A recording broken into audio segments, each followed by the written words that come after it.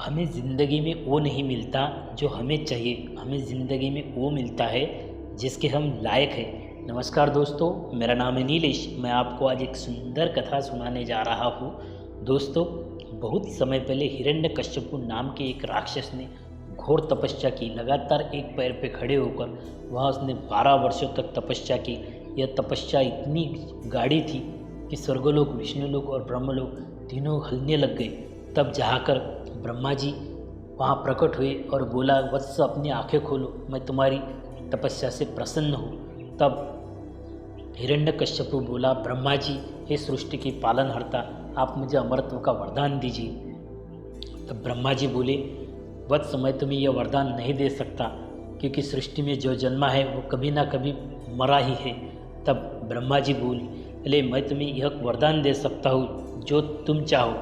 तब हिरण्यकश्यपु बोला कि हे सृष्टि के पालनहर्ता, मुझे ऐसा वरदान दीजिए कि जिस दिन मैं मरूं उस दिन ना रात हो ना दिन हो, मैं ना दरवाजे के बाहर मर सकूं ना दरवाजे के अंदर मर सकूं, ना कोई मुझे शस्त्र मार सके ना कोई मुझे अस्त्र मार सके, ना मैं पृथ्वी पर मरूं ना मैं आकाश में मरूं, और इस धरती पे जो भी जीव है, जंतु, राक्षस, देवी देवता, मनुष्य मुझे मार नहीं पाए।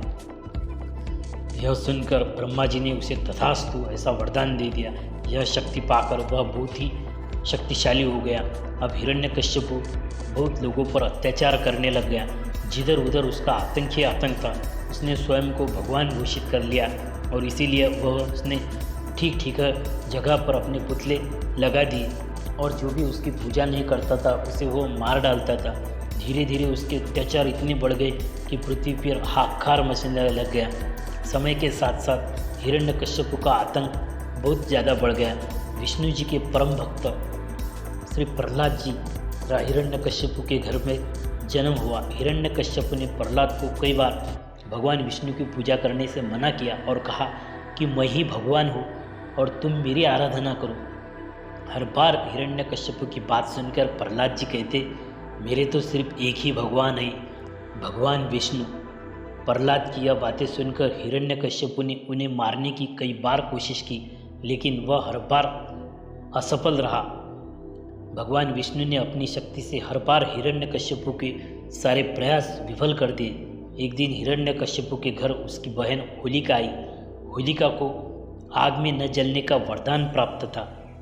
उसने एक कंबल था, इसके पास में एक कंबल था जिसे लपेटकर यदि वह आग में चली जाए तो आग उसे नहीं जला सकती थी।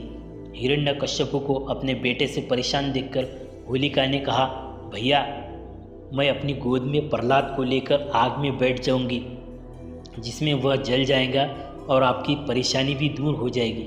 हिरण्यकश्यपु ने इस योजना को लिए हामी भर दी। उसके बाद होलिका अपनी गोद में प्रहलाद को बैठकर आग में बैठ गई। उसी वक्त प्रहलाद जी नारायण नारायण कहते हुए जो होलिका का कंबल था वह विष्णु जी की कृपा से प्रहलाद के ऊपर आ गया और होलिका जलकर खाक हो गई। प्रहलाद एक बार फिर भगवान विष्णु की कृपा से बच गए। आग में जिस दिन होलिका जलकर भस्म हो गई, उसी दिन को आज तक लोग होलिका दहन के नाम से जानते हैं। इसे बुराई पर अच्छाई की जीत के रूप में देखते हुए खुशी में होलिका दहन के अगले दिनों में होली के रंग उत्सव मनाया जाता है। दोस्तों, इस कहानी से हमें यह शिक्षा मिलती है कि बुराई कितनी भी ताकतवर क्यों ना हो, एक दिन अच्छाई की जीत होकर ही रहती है। इस वजह से हमेशा बुराई का मार्ग छोड़कर अच्छाई का मार्ग ही अपनाना चाहिए। Thank you. हमारी यह कथा आपको अच्छी लगे तो हमारे चैनल को लाइक कीजिए, शेयर कीजिए और बेल आइकन दबाकर सब्सक्राइब कीजिए, ताकि हमारी जो भी आने वाली वीडियो